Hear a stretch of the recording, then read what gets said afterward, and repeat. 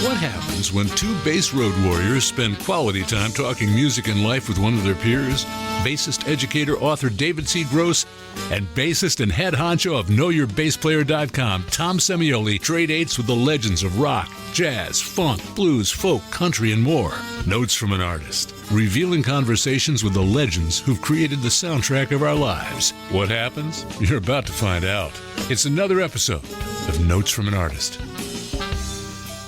We welcome our listener to a quadraphonic episode of Notes from an Artist. I am your analog host, Tom Semioli, along with David C. Gross in stereo. David, say hello to our listener. Hello. Karen. That's all four speakers. Excellent, David. Excellent. On this evening's show, you will be hearing four voices. No, David, you're not having a psychotic episode. It's because we have yes, I am. It has nothing to do with our show, though. It's because we have not one but two guests, author, journalist, editor, writer Sam Reese, and saxophonist, recording, and performing artist Matt Parker.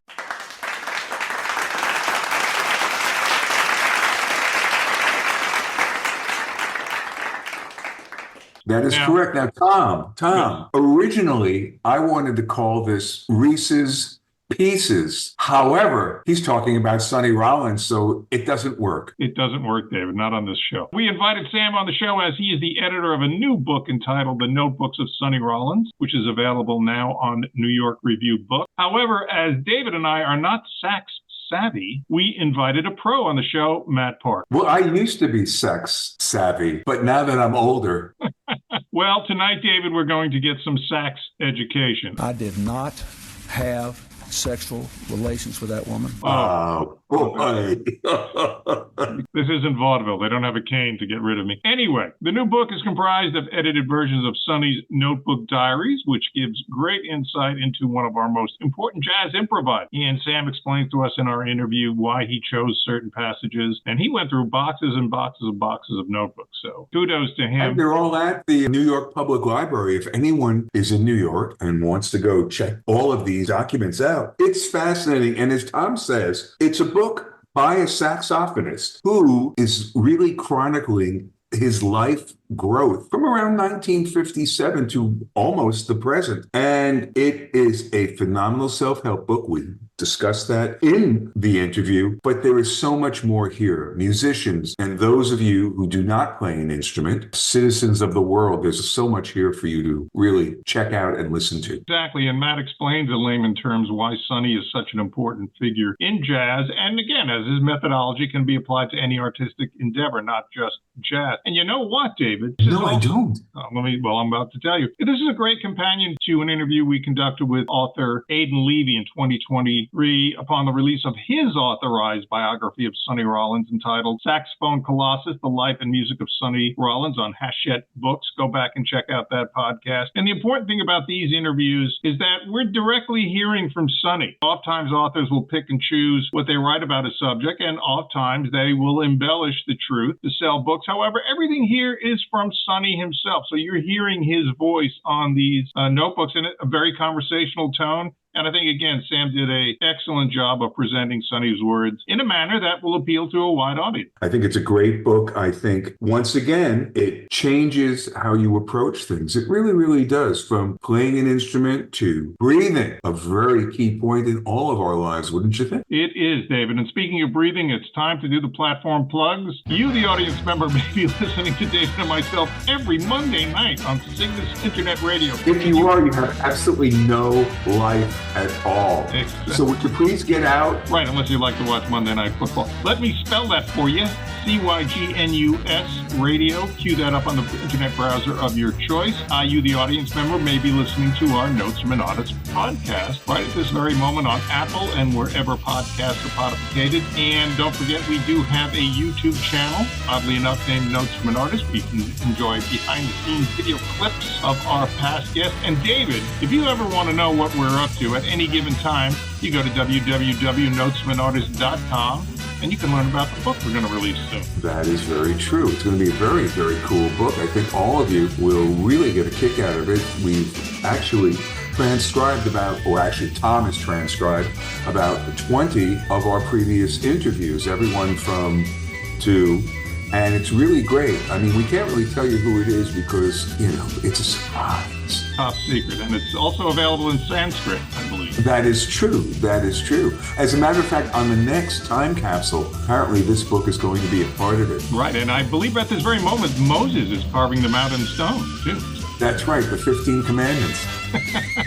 No 10 commandments. Oops. Anywho, stick around for our playlist after the show. Let's bring in Sam V.H. Reese and Matt Parker. And there's Sam Reese. Hi. Hey, you've got great reception. Welcome to America. Where are you, Sam? At the moment, I'm coming to you from York in England, although you might pick up from my accent. I'm originally from New Zealand. Okay. We've done several interviews in the UK. I think, David, our Bill Wyman interviews were pretty clear. Yeah, those were great. We've been working with Zoom now for a couple of years, and it's fabulous technology. As a journalist, it's great to be able to see people when you interview them rather than doing phoners. There's Matt Parker. And what we've decided to do is bring an actual saxophonist. I'm sorry, Dave. I'm afraid I can't do that. To our show. Fantastic. So this way we can interpret. I've got 5 pages of highlights from the book. So we actually know what we're doing. Well, at least it seems that we know what we're doing. We give the facade. So this is being digitally taped, so you can make all the mistakes you like. David, let's welcome Sam and Matt to the show. Hello. We'll start off with Sam. Sam is a writer. He's a journalist. He's an educator. He is an author. He wrote the book The Short Story in Mid-Century America, which was the winner of the Arthur Miller Center First Book Award. Yes? That's right. It was. He's also written Blue Notes, Jazz, Literature, and Loneliness. That was out in 2019. Says the liner notes, jazz can be uplifting, stimulating, sensual, and spiritual. Yet when writers turn to this form of music, they almost always imagine it in terms of loneliness. And you're here because you are the editor of the Notebooks of Sonny Rollins, which is out now on Review Book. Oh, but wait a second. He has no friends. That's why he wrote about loneliness. Lonely, I'm Mr. Lonely. Exactly. Jazz musicians tend to be lonely. Yes, they do. Right, Matt? Oh, yeah. Now, the VH, Mr. Reese, is that for Van Halen? What does the VH stand for? I wish. No, it's to distinguish me from another jazz scholar. There's quite a distinguished jazz scholar called Sam Reese based in the States. And when I started working as an academic, I thought, I bet as nice as it would be to draw on somebody else's glory, I better make sure that nobody's thinking I'm sort of trying to tread on somebody else's toes. Exactly. All right. See, David, that's why we asked. We don't have fake news. Welcome to the show, Matt Parker. He is our resident saxophone expert, David. He is a recording and performing artist. David, let's check out what the jazz press have said about Matt Parker. They say his career has been wildly eclectic, showcasing his tireless explorative spirit and chameleon-like style. Nice work if you can get it. Says Matt, collaboration is the key to my creative process. I'm a believer in connecting artistic worlds together. Matt is known for playing with Maynard Ferguson, Tess Moore, and coincidentally, the Matt Parker Trio. Hey, right? guys. I got that right. Okay. That sounds fine to me. Did you ever meet Sonny Rollins, Matt? I've never met him. No, he's just one of my greatest heroes who I have yet to meet. David, let's talk a little bit about Sonny Rollins, because there are audience members who don't know quite who he is. He is widely recognized as one of the most important and influential jazz musicians. He is a saxophone player. 7-decade career. He's put out over 60 albums as a leader. He's been retired now for about 10 years. Yes, Sam? That's right. Yeah, okay. A number of his compositions, including St. Thomas Oleo and Doxy, are standards. He has been called the greatest living improviser. Many honorary doctorates for Sonny. I think Bard College, Wesleyan, Long Island University, Duke University, New England Conservatory. Your favorite, David, Berklee College of Music. No honorary doctorate for you, David? Not really. Honorary doctorates again for Sonny Rollins, Juilliard, University of Hartford. In 2011, he was cited in the Kennedy Center Honors, and he's received many Grammys, including Lifetime Achievement Award, Sam, how did you come to do this book? How did you hook up with Sonny? So I heard about Sonny donating his notebooks to the New York Public Library while I was working on Blue Note. And I just thought, what a phenomenal resource. Everybody who has talked to Sonny or has read an interview with him or listened to him speak about music knows he's not just a brilliant improviser, but he's also someone who thinks so intelligently and deeply and complexly about music. And so I thought, I just wanted to read them, I guess, purely for my own interest. But I also thought there's a chance there's going to be something that might be interesting for other people. And I think a pretty good chance in that material. In one of the interviews he gave after the kind of donation was made public, he said, "This archive reveals my life in music, how someone principally self-taught became taught, how the spiritual light of jazz protected and fed me as it does to this day." And I thought, if it does reveal that, that's going to be something that I think a lot of people would be interested in. So I approached Sonny, sent him my credentials, my book, Blue Notes. The thing he was most impressed with, though, was that I was a short story writer. He said, "I don't know much about the literary world these days, but I know there's not a lot of money in short stories. So I knew you weren't out to make a buck off my name."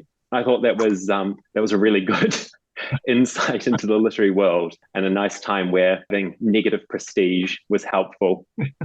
It's interesting, and Matt, Sam, you say in your foreword that Sonny Rollins has reshaped modern jazz time and time again over the course of a career lasting more than 60 years. When I think of artists who shaped jazz, and I came of age in the jazz fusion era, I think of Miles Davis, I think of Charles Mingus, I think of Jocko being a bass player. But Matt, Sam, explain to our audience and to me how Sonny did change jazz over the course of his career. Okay, well, I think from my point of view, I think one of the things that he did was that he brought a renewed focus to like the clarity of improvisation and the strength of an improviser's voice. And I think one of the things that marks his career is that he took lots of big breaks from performing and recording. The really famous one being when he was performing on the Williamsburg Bridge for a couple of years, practicing at night and just kind of otherwise dedicated to his craft. And I think that belief that an improviser needs to have that technical fluency and that kind of commitment to what they're doing is a big part of how he continued to keep reshaping jazz, in part by bringing it back to those qualities of improvisation. Matt, your thoughts? Well, that was well said, Sam. He never stopped being himself throughout all these processes. It's very apparent when you listen to him chronologically. You hear, I love that he quotes himself as being self-taught. You hear his growth as a human going all the way through. And his reinvention is the thing that is really what we're talking about, because he wasn't, I don't think, setting his sights to change the shape of any form of jazz as it was. I think he was seeing himself be an influential part of the music and put so much demand on himself to make sure that he was not falling into his own cliches and trying to recreate his tone. I mean, his tone is the thing that continues when you listen to the earliest Sonny to the latest recordings of Sonny. His tone is so much different, but it sounds exactly the same. So you still hear the young Sonny in his very last recordings. He was always evolving. And so therefore his music was always evolving. Therefore his saxophone was always evolving. And as a purist improviser that's alive today, that says so much. It would be so easy just to lean back on the things that he knew and he could just redoing that over and over, which he never did. It was always a different take. Now, Sam, one of the things about the book that was most profound to me, and Matt and I actually spoke about this a few days ago on the phone, is that it's not just a book about music. It's not a book just about practicing. It's not a book just about journaling. It's really one of the greatest self-help manuals. I was really, really blown away. And frankly, the reason I said to Tom, we've got to get Sam on the show, wasn't so much to just talk about Sonny Rollins, the musician. It was to talk about how this book transcends so many things. First of all, as I said about journaling, this is 1957. Who the hell ever thought about journaling back then? I mean, it's now become a new age phenomenon, but he really was into it back then. And he questioned. Every page is a questioning of, do I do my music this way? How am I as a person? How do I view spirituality? It's so cool. And there's one thing that Matt and I mentioned to Matt a few days ago, and this is one of my favorite quotes. Deep breathing must be considered in light of its many therapeutic values. Now, you can take that, okay, I'm a saxophonist, I'm a woodwind player, I'm a brass player, I have to breathe. But that is so important for all musicians. And I might say, learning to breathe properly ain't so bad for the citizens as well. Definitely. There's that sense in which he's thinking about everything about how the human body works. He wants to learn about the musculature systems, not just so he can hold the saxophone correctly, but so that he can move through life in a kind of thoughtful way. At one point, he tries to order like a life-size model of a skeleton, which I think is fantastic. So he's thinking about a lot of things that, like you say, seem kind of not just relevant to the musician, but to any reader. And that was such a great joy and surprise to find going through the archives. I was going to say what Matt touched upon, and you mentioned it as well, Sam, that his focus was not on change, that like opposed to like, say, Landmark Records, like Kind of Blue, which ushered in modal jazz, but on mastery. And of course, to be a master, you have to know more than just about the instrument itself. You have to know about the physiology of not only the instrument, but the player. I was just going to say to David bringing up this idea of his obsession, I'm going to call it, of breathing, which it should be all of our obsession, because it's the key to, we do it mindlessly thousands of times a day. And one of my favorite things about that, I mean, it was super humbling to read this. I had heard about the notes going to the New York Public Library, and I hadn't been. And when I heard about this book, Sam, I mean, I was just like, it was like the first thing I wanted to see. And one of the greatest things for me to get out of this was how humbling it is. I mean, he's been, still is my hero, who I strive to, if only I could be able to be as free with my ideas as he is. And then you flip through these pages and he's sitting here talking about breathing almost every other page.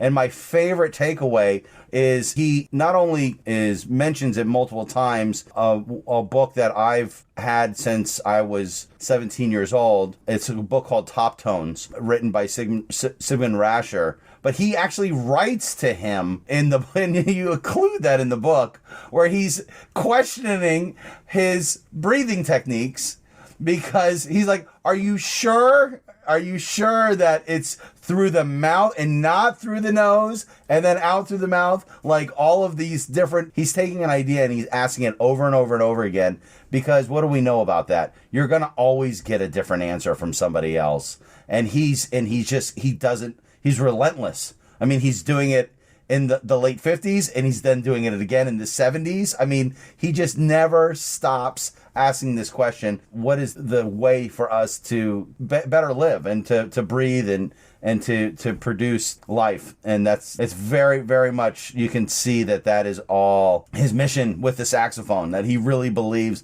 his life is coming through his saxophone. Now, Sam, one of the things we have to do a shout out to a great woman, Terry Hinty, because Terry's been her own force in jazz for forever, basically, back with Fantasy Records and stuff. And I contacted her about a week ago, and I said, we've got this Sonny Rollins book. I need a saxophonist to come on the show with you so we can interpret things that only saxophonists know. She gets back to me a couple of days later and say, this is the most bizarre thing. Matt's in the middle of the book. Thank you, Terry. Yeah, Terry Hinty, she's incredible. She's been Sonny's publicist for decades. On the topic again it's a book on self-improvement. Not only does he work on his sound, but his life. I mean, you don't realize, looking back through his history, he had a heroin addiction.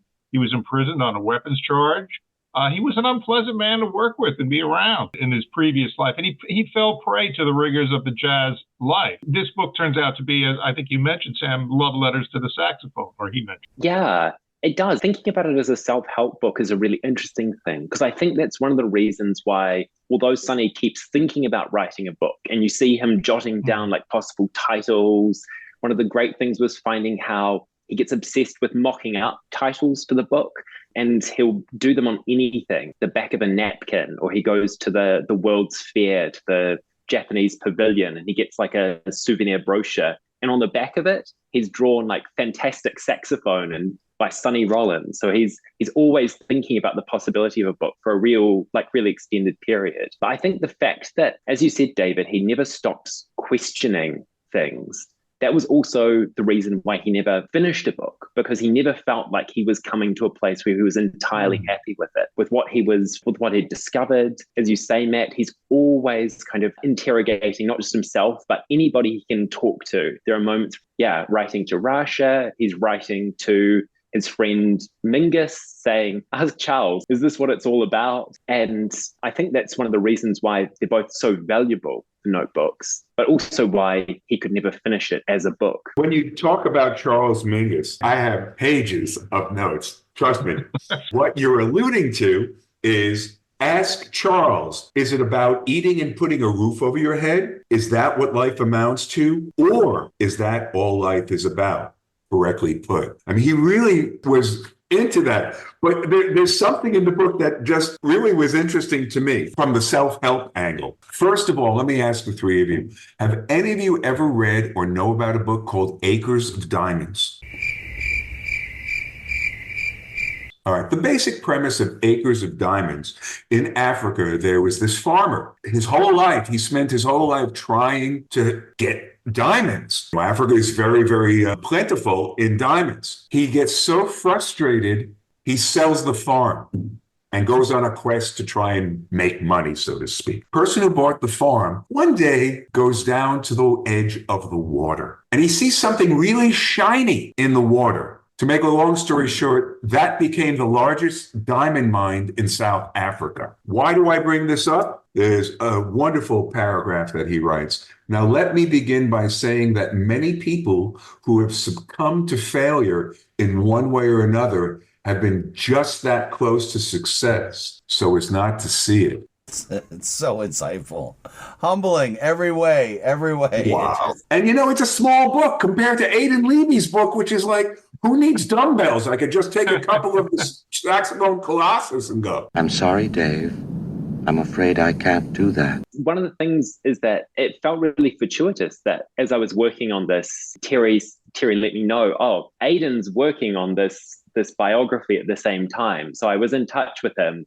And it was really helpful that, in a way, I could make this book really about Sonny Rollins as a writer and as a thinker, and didn't have to try and write like a mini biography to go with it, knowing that there was that, as you say, immensely thorough biography being produced at the same time. Well, we had him on, what was it, in February of 2023? When the book came out, yeah. And I think he was most amazed that here are two guys that actually read the book cover to cover. It really is. It's a great book, but it's voluminous. It really is. And man, you see in that book, as well as in this book, the one saxophonist that he keeps talking about is Coleman Hawkins. It was always apparent that was one of his heroes. I mean, by all means, it continues to be. I mean, for all of us, anyone that really follows the line of greatness on this instrument, you can start to see all the strings coming to certain points, and Coleman Hawkins is right there at the very, very beginning. And wasn't it great that the two of them ended up doing, what was it, Sonny Meets Hawk record, right? One of my favorite records, by all means. Yeah. Completely exploratory. I mean, it's one of the most beautiful avant records I've ever heard. I mean, you get to hear these two worlds collide in such a beautiful way, and you hear all the love that both of them have for each other in a very saxophone tough way. It's nothing but respect, but really reminds me of like a young boxer and an old boxer. I mean, they have to get in the ring together, and they are going to go to blows, and it doesn't matter how much they respect each other. They're making this record, and it was such a great record. For anybody who hasn't listened to it, by all means. I have one question for Sam that's been driving me crazy. Have as many as you like. Go ahead. How did you do this? I mean, how did you go through 6 boxes? Is that right? Yeah, there's so much material. And the trickiest part was that on top of all of the things that have the New York Public Library cataloged as kind of personal notebooks, there's also all of this practice material where he's really thinking through breaking down different possible lines of improvisation. He's thinking all the time about how he could do something slightly better. And it's one of those things that makes him so fluent when he plays, is that he's improvising on the back of so much kind of groundwork. But in amongst those, there's occasionally these just really insightful little jottings as well. So I think a big part of it was just the time going through it. I think the other thing was having partway through, I had to start coming up with a sense of what was going to be interesting and valuable to people. And that's why I tried to include things like the letter to Russia in there, that I think, if you're familiar with the book, lots of saxophonists are,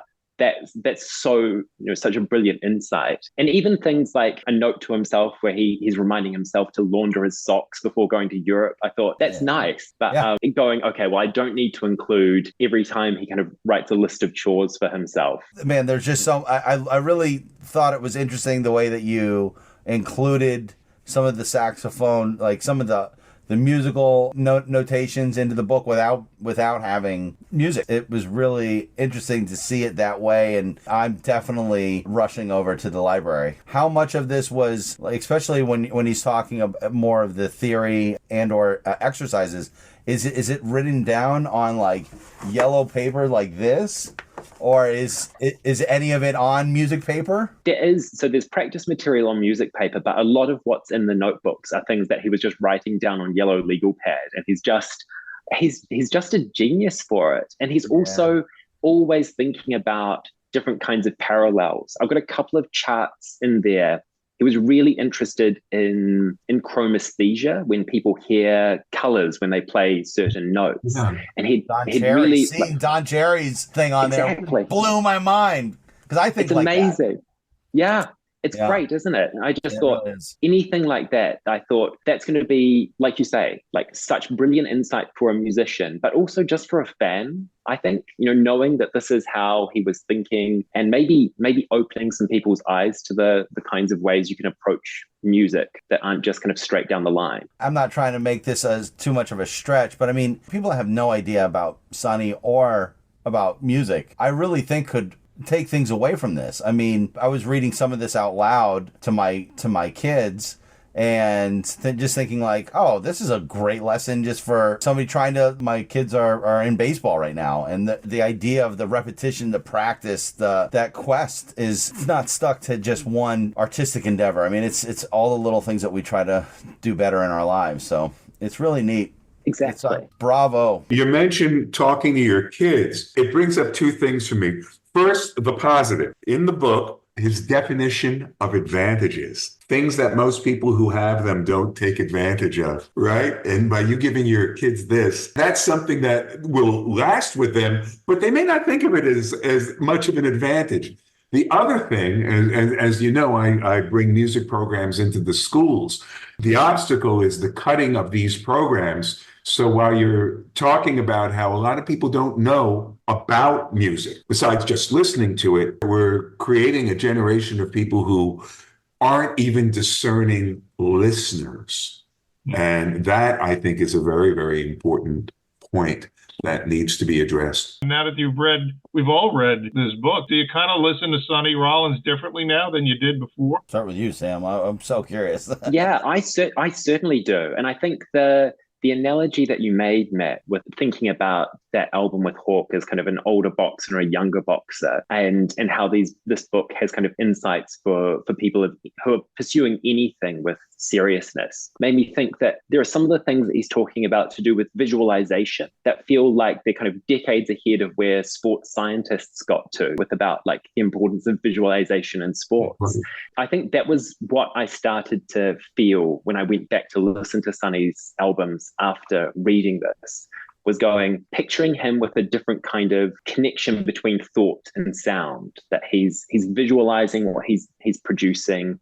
There's something really beautiful and philosophical about it, as well as being just artistic. I don't know if I'm listening to him any differently. It's brought me back to the enjoyment to all of his things. I've listened to. It's hard to say that you've listened to somebody's entire library, especially when you're putting it up against his book, where he's like you don't move on until you have it all. Like, you don't need to move on until you completely understand something, or until you get it completely right, until you don't make a wrong note. And as a listener, there's just so much to always take in. You can listen to Way Out West 1,000 times, the whole record. I've probably listened to that record 1,000 times in my life already. I still haven't even scratched the surface on all the things that he's doing in this. So it makes me feel, I think I mentioned this to David, but I have always put him on such an incredible pedestal. Now it's even higher in the sense that he's humanized himself by letting people see his notes. You see, like, oh, he's just asking himself the questions that I've asked myself. And I just thought there's a time when especially when I was younger, when you're trying to figure out, this is how I'm going to spend the rest of my life as a musician, trying to get better, trying to be the best version of myself as a musician. When you listen to him with Thelonious Monk and you're realizing his age, and when all of those things start to come into play, like, this is just a very young human just delivering some of the most forward-thinking thoughts that still, even to this day, are unparalleled. People are not able to really say with the kind of accuracy in which he was able to create pictures. And during that whole time, he's still thinking about his breathing, and he's trying to just stay with it. Don't try and rush yourself through this process. And that for me really says so much about who he is. I mean, so my love is definitely deepened. How it's affected my listening to him, I'm not sure, but my appreciation and love of Sonny is definitely so much deeper now. Personally, when you and I were talking, Matt, it has truly changed how I think in terms of my practicing. I think that more as a player versus as a listener, I see this as being important. But here's something that's really amazing. 71 years ago, he did his very first recording. His very first recording was in the band behind Babs Gonzalez. I don't know if you guys know who Babs Gonzalez is. I sure do. Yeah. Yeah. J.J. Johnson. If Dizzy was alive today, the question I asked him, so was it you or was it Babs? Who was first with this wonderful bebop singing? I put together a set list that I never thought would be all inclusive. The one thing, Sam, that was in the book that it surprised me, but then when I thought about it, it's not too surprising, is some of the blues artists he was listening to. Otis Spann, Lonnie Johnson, John Lee Hooker. And they were important enough for him to put it in his book. I'm going to read to you this incredible playlist that we've got going with this. Now, one of the problems with internet radio, you can only use 4 titles by the artist himself. So I had to really go through picking which 4 Sonny Rollins tunes. The thing is, I've got 18 tunes on this, and only 4 of them are Sonny proper. So I've got, of course, the Bab Gonzalez, his version of St. Thomas on saxophone Colossus, Olio, which is from the Miles Davis Baggs group, God Bless the Child from The Bridge, Brilliant Corners, Thelonious, Doxy, of course, from Our Man in Jazz, which is probably that East Broadway Rundown on my 2 favorite Sonny Rollins records. Then there's a thing he did with Clifford Brown and Max Roach. What's This Thing Called Love? Bouncing with Bud with Fats Navarro. I'll Remember April, Kenny Dorham, Dance of the Infidels, Bud Powell, of course, East Broadway Rundown. If I'm going to have to listen to this thing again, I'm going to listen to the songs I like. Then, of course, the Rolling Stones. What's going on here? You know? Then you have the 3 blues tunes, Body and Soul with Coleman Hawkins. The Joint is Jumping, Fats Waller. And I ended with Brother Beware, a Louis Jordan tune. Each of these 18 tunes have such a connection to Sonny and this book. It's really quite profound. We see in this book and in the Aidan Levy book, Sonny was in a constant state of evolution, even for just perfecting himself. Now, I grew up in the 70s. I was introduced to Sonny by way of a music known as jazz fusion. Like a lot of young people in the 70s, I was into Return to Forever, Weather Report, Spyro Gyra. And then I moved backward. Where did these people come from? Where did Chick Corea, Joe Zawinul, Wayne Shorter, Ron Carter, where did they come from? And I saw Sonny in the 70s, and I was thrilled that he had an electric bass player with him, Bobby Cranshaw. It was a time when you knew jazz musicians by their first name. You know, Miles, Monk, Sonny, Bird, Dizzy, Cannonball, Jocko. Oh, by the way, Monk is a last name. Not to get too technical. but you knew them by one name. Let's say their nicknames, their first names, their surnames. It seems now in the jazz has been Wintonized, the jazz police.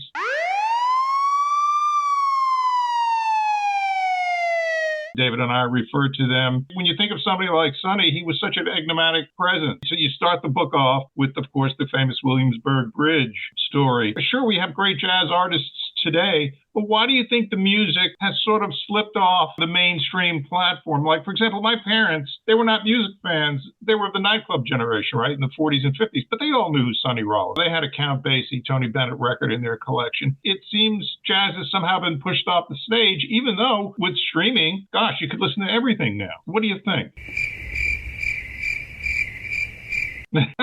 Stunning silence. It's a big question. I'd be really interested to know what you think, Matt, from the musician's chair. I would have to first just acknowledge like a phrase that you used. I think it needs to be said. What Wynton Marsalis has done for jazz in today's world is beyond important. He has brought the history of this music, the modernization of this music on a stage that wasn't there before. So I have heard people, and I'm not saying that you guys were saying that in any kind of negative way, but like the fact that he is so important, especially in the Northeast area in New York, I think because of the work that he's doing, the things that Jazz at Lincoln Center have done all over the world, jazz is probably in a better place. Improvised music has stretched itself beyond just jazz, and I think that's maybe one of the things that you were talking about being coming up in the 70s, where you're having music, improvised music, reaching younger audiences and being more palatable to the 70s club scenes, and then as it goes on in 80s, 90s, and today. I'm a jazz musician. I make a career playing improvised jazz music, and I see a lot of people playing jazz in all the different genres. I mean, some of the best country musicians that are in Nashville are all amazing jazz musicians. The same thing in the film industry, like all these incredible film composers. Not just speaking of Terrence Blanchard, they are all steeped in the knowledge of today's jazz and the lineage of jazz. I moved myself outside of the city, and I'm now in a very rural area in comparison to in New York. When I was living in New York, where I lived for 25 years in Brooklyn, I couldn't look somewhere and they wouldn't know who Sonny Rollins was. Oh, okay. I mean, if you're walking around New York City, chances are you are aware. Up here, where the arts are not at the forefront, it gets harder to meet people that might know who he is, but I'm surprising myself. I was reading the book just the other day at my son's baseball game, and more than one person came up to me and said, "Oh, Sonny Rollins," and I was like, "Really? You know who this guy is?" All right. So I do think from a Billboard standpoint, yes, jazz is still very much the minority, which I think is where a lot of this idea of like it's not doing as well as it should, so to speak. But I'll tell you, if we stopped and made a poll of Taylor Swift's band members, I guarantee you they all know who Sonny Rollins is. I would be really hard pressed if any of those musicians didn't know who he was and have nothing but appreciation for the work that he does. I don't know if I'm answering your question right. Well, it's sort of first of all, it's great to hear that Matt is selling some of Sam's book. I don't know if there's a commission involved. Interesting about improvisational music, and David and I have addressed this on our show. If you look at the most popular music for several generations, it was improv music, whether it was the Grateful Dead, the Allman Brothers, right? Fish, 311, the jam band scene, Dave Matthews Band. I mean, they play to 100,000 people here and in the UK. So improvised music, when it's introduced to people, they gravitate towards it because every performance is unique. I think, again, we talk about the mainstream. We no longer live in a monoculture where, you would watch the Grammy Awards and everybody would see a Sonny Rollins or a Tony Bennett or whomever. You would see jazz musicians. And of course, now the Grammy Awards and other national shows are just focusing on pop acts, the hip hop act. You don't see Esperanza Spalding. Very rarely do we see her on a national program and things like that. Whereas growing up in the 70s, it wasn't unusual. That's how we socialized. We went to shows. You'd go see the Ramones and you'd go see Sonny Rollins. You'd go see Return to Forever, and then you'd go see, the Average White Band, or it was just part of the culture. I don't know if that exists anymore. But also, Tom, I think are using the term Wintonization of jazz to clarify that. It really goes back to Ken Burns' documentary Jazz. Yeah. And there were two forms of jazz that were disregarded. Avant-garde was one and fusion was the other. So yes, and we had a great discussion with Chuck Israels, who released a really good book on how Wynton decided that jazz could be institutionalized. And I understand that. But to both Tom and I, we don't pick and choose which jazz is palatable. As a matter of fact, Matt, and you know this as well as I do, when someone like Charles Gales goes into a third grade class and blows what Charles Gale blows, and the kids go completely bonkers for it, enough said. Yeah, it's a really good point that you and Matt have both made, that some of the most interesting music that is improvisational and grounded in jazz is spiraling off in different directions that don't fall into that classical definition of jazz as America's classical music. I mean, I've been listening to a recent album by Mike Knock, another Kiwi, who had a big part in the fusion era. Fourth Way was a great band, right? Yeah, exactly. Yeah. And this Michael White on album, violin. Yeah, a lot of people listening to it would associate it with jazz, but it's coming from that improvisational tradition and from a really rich career with some of the top names in jazz. There are bands out there doing cool stuff that do reach the masses. Snarky Puppy, or Wolfpack with the great Joe Dart. So there are those artists that are doing that. It's just interesting because I think of, Dave and I have a sort of a simpatico history. He came to traditional jazz through Bitches Brew, hanging on my wall over there. And I'm a few years younger than David. I know he looks much younger than I do. And I started off with Miles in the 80, Man with the Horn, and then I went backwards to Bitches Brew, and then I went backwards to Kind of Blue and Birth of the Cool. And that's where I learned about Bird and Sonny Rollins and all these other people. And I'm just thinking that, are there artists, and Matt, maybe you can answer this, that young people say, hey, I dig Matt Parker. Where did Matt Parker come from? Well, Matt Parker came from these artists. I don't know if anybody knows who checking me out thinking that my albums are definitely not mainstream. Compounding decades and decades of improvised music and jazz. And we're asking people today who are not, to your point, David, where it's not on the television. It's like Tom, you were saying that, where you could turn on the TV and see Al Hirt. Our exposure is not quite the same. It's not being handled in the same way, but do have the internet now. So it's like they can see anything that they want. One of the things that I'm kind of obsessed with is trying to figure out a way to introduce avant-garde music to my mom. Like my mom, she doesn't want to listen to anything. She goes, oh, if I can't hum to it, if I can't tap my foot to it, how am I supposed to listen to it? And there's having that be kind of where I've grown up. My mom doesn't like listening to the music that I make. That's a pretty tough sell. I've been trying to figure out how do we get people to educate their ears enough so that they can be able to say, and this is what's so great about this in this notebook that you put together, Sam. Please tell me if I'm wrong, because now there's a lot of things that are being said, but doesn't he say in the notes that it should be classicalized? He mentioned something about that. Yeah. So he's really interested in the idea that jazz kind of the term jazz limits how jazz musicians are understood. And he says, here's a great line where he's like, the musings of Miles should be like the bouncing of Bach. And that's his great line. 100%.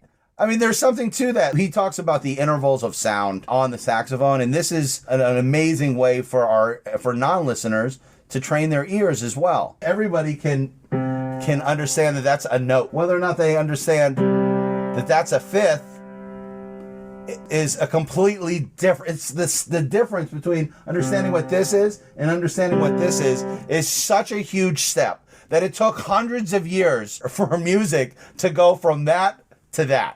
I mean, hundreds of years was only this. Before we could ever get to anything like Charles Gale.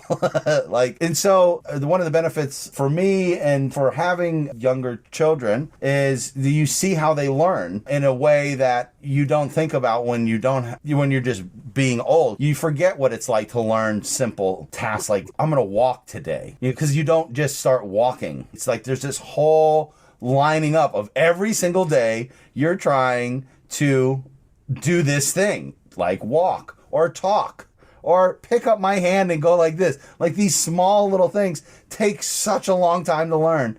And I feel like maybe that's one of the big things that's missing with where we are as a listening audience and why I think Wynton Marsalis, what he's doing is really great, because he's pointing us to the classicalized, the things that should be untouched and listened to as this was a beautiful thing. I do play in this group called Postmodern Jukebox. The whole premise of this band that this piano player named Scott Bradley kind of did was he just started taking modern music. He loves jazz music and really wonderful piano player. And he's just started playing in his jazz style. He would start playing Adele song or a song that's a Snoop Dogg song that people would immediately recognize. And now all of a sudden he's playing it in jazz and people are like, hey, that's really great. What is that? When we go on tour, we're playing for thousands of sold out audiences. You go and playing these beautiful theaters that hold like 2,300 people and it's packed, and none of them are jazz heads. They're all just like, they like these songs. And now all of a sudden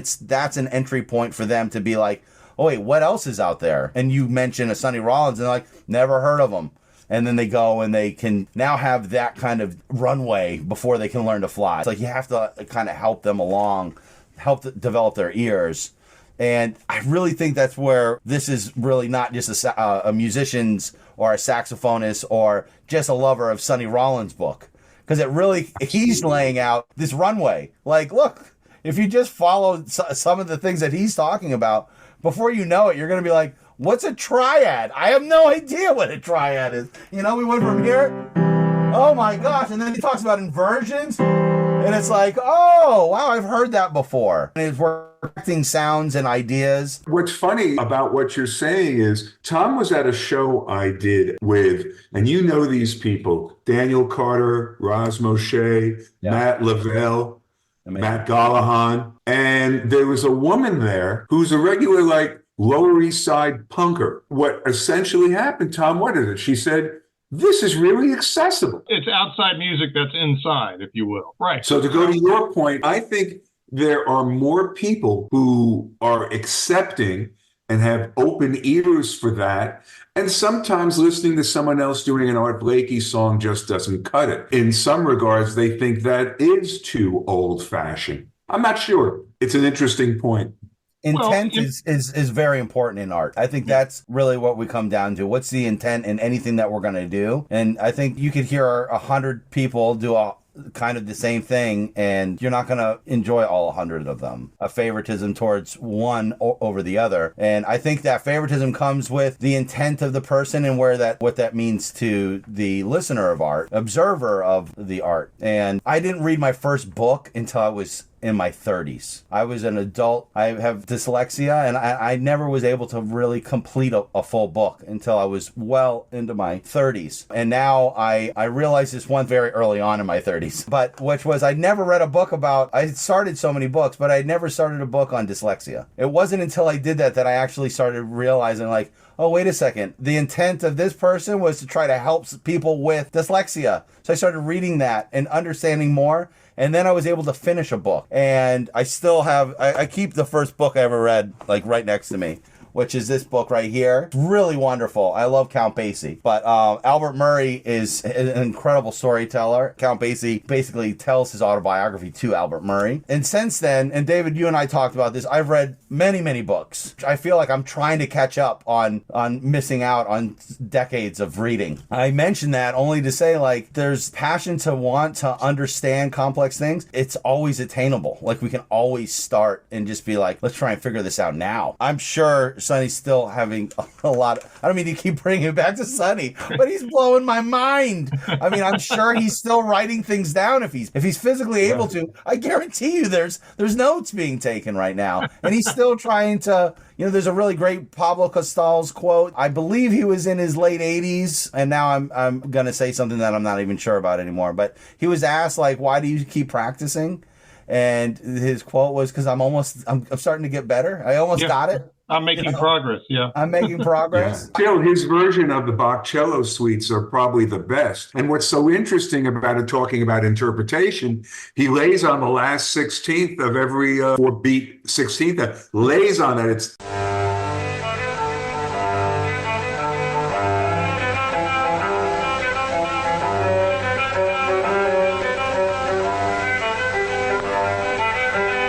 it's not a 16th note, but when you read the whole thing, it is. Yeah. See what you started, Sam? This is all your fault. Well, interesting to hear your reflections on jazz interpretations of modern music, because that's what jazz always was. I remember the Jazz Police came out in full force in my beloved 80s when Miles did Time After Time and Human Nature and things like that. And yeah, I think that's one of the things that sticks in my craw about the Wyntonization. I realize he's done a lot of good. To discount other types of music, look at what Roy Hargrove was doing, Nicholas Payton, B.J. Iyer. Miles was working on a hip-hop album when he passed, keeping jazz relevant. And it just seems like by just focusing on the old or the traditional, it doesn't resonate with new generations. Now, of course, my generation was a rock generation. So yeah, I could relate to jazz fusion and go backwards and go forwards. And of course, now hip hop has taken over from rock now for about 25 years. So I can see, well, Tribe Called Quest had They had our friend Ron Carter on there. So, yeah, that's right. So how many people got turned on to Ron Carter from A Tribe Called Quest? Sort of that gateway. Modern music is always going to be a gateway to the history, that which came before it. And there you go. Yeah, exactly. And that album you mentioned, Matt, Way Out West, is a great example of that, right? When Sonny's recording that, he's taking super, not just popular, but like what people thought of as quite corny tunes, and he's messing with them in such a fun and, as you say, like endlessly kind of explorable way. It would be interesting to ask Sonny, did he do that because in America at that very time, Westerns were the rage on television? I think I even had a Davy Crockett hat. You still do. Well, yeah, but you couldn't have let it out of the bag. But you think maybe that there was a method to that madness? I do. I really do. And one of the things that I loved finding in the notes was that later on, he's thinking back about, in the last stage of the notebooks, he's thinking back on earlier parts of his career, and he writes, Way Out West was a concept album of my own design. And you really get the sense that, yeah, there was actually such intelligence behind it, and he was thinking about the popular culture that he was speaking to. So I definitely think that was part of it. Fascinating stuff. And of course, a great album cover, one of my favorites. Yeah, it's incredible. Well, gentlemen, thanks for being our guest. We talked about a lot. Sam, what's on the agenda for you? What are you working on currently, Sam? I'm working on two projects. One's a novel about jazz musicians in Australia and New Zealand in the 60s. And another is a very kind of loosely formed project to do with another saxophonist, Yusuf Lateef. Yeah. That's a fascinating figure right there. Matt, what's on your agenda? Really fascinating. Currently working with a theater production company called Hand Forge Fiction on our second iteration of our second play. During the pandemic, a lot of theater companies, as all the arts got shut down, and we successfully recorded a whole theater show for audio consumption with full score. And anyway, we're getting in, starting our second production on that. And I have a really good friend of mine named Reggie Watkins, who I'm helping release his new record. And then, of course, sitting here with my Top Tones book and now my new favorite guide and my Sonny Rollins notebooks, and just trying to get a little bit better at my instruments and writing and creating new music. All right, gentlemen, thanks for being our guest. We'll let you know when this airs. We'll send you the podcast link, and we'll certainly have you back on when these two projects come to fruition. Cut out any of the parts where I talk way too much. Oh, matter of fact, we're going to cut out all our parts and just leave yours in. It's just going to be just flatline. Yeah, just Matt Parker. The hell with the rest. All right, guys, thanks for being available. Thank you, Sam. Nice to meet you. David, a terrific interview with Sam D.H. Reese and Matt Parker. Absolutely. Thank you both for being part of the show. I think it really added a great dimension to our discussion. Let's talk about the Sonny Rollins Notebooks playlist. What have you curated for us? As you guys all know, I'm only allowed 4 tunes on an internet show by the primary artist, in this case, the leader, Sonny Rollins. But I have found some really incredible things that he has also played on, including the very first thing he played on 71 years ago, in 1953, with Babs Gonzalez. A tune called They'll Be Boppin' Too. He does something called St. Thomas from his solo record, a tune from a Miles Davis record, Oleo, God Bless the Child from Sonny Rollins' The Bridge, Brilliant Corners from the Thelonious Monk album of the same name, Doxy from Our Man in Jazz. What is this thing? Tom, what is this thing called love? I've heard rumors, but I'm not quite positive. Yeah, then we're going to be bouncing with Bud, but not bouncing with Bud, the Bud Powell version, bouncing with Bud Fats Navarro. Now, there's somebody you really don't hear much about, but he was a tremendous trumpet player. I urge all of you, if you don't know who he is now, check out some of his recordings. Good old Fats Navarro. And while we're speaking of trumpeters, the next tune I'll remember April is a Kenny Dorham Day, great trumpet player, also with Sonny Rollins. Then we get to Bud Powell with the Dance of the Infidels. And then, because I am such an avant-garde kind of guy, my favorite Sonny Rollins track, East Broadway Rundown. Then we really get wacky because he was the saxophonist on Waiting on the Friend by the Rolling Stones. Then we find out, and I did not know this, Tom did not know this, and you guys don't know this, but he was a real big blues fan. So we've got a couple of tracks, actually three, an Otis Spann track, a John Lee Hooker track, and a Lonnie Johnson track. And then one of the penultimate Sonny Rollins records, it's Sonny Rollins and Coleman Hawkins called Sonny Meets Hawk. We get into a little bit more of Sonny's influences, one being The Joint is Jumpin' by Fats Waller, and we end the show with Beware, Brother, Beware by Louis Jordan. And if you can, there is a great kinescope, which is basically a black and white video of Louis Jordan doing Beware, Brother, Beware with, I don't remember his name, but he was called the Black Valentino. He was a major star in black filmmaking of the 30s and 40s. Check that out. That's a good one. And Tom, that's toast. That's the whole 18-song set list. Incredible. And like I said, David, for you, our listener, do go back and listen to Aidan Levy talk about his book, Saxophone Colossus. It's a perfect companion piece to this one. And I think we pretty much covered Sonny Rollins. The only thing we're missing from our show, David, is Sonny Rollins. Oh, Tom, I did forget something. I can handle things. I'm smart. Not like everybody says. Like dumb. I'm smart and I want respect. What did you forget, David? We really have to put a great shout out to Terry Hinty again. She did a great job. She was very, very helpful. She is Sonny Rollins' publicist for 1,002 years, and she was the catalyst to get us Matt Parker. So, Terry, thanks again. Thank you, Terry. And thank you for listening, listener. We'll see you next week. I'm Tom Semioli. And you again, sir, your name? I'm David C. Gross. Guys, have a great week, and we'll see you next week. Bye-bye.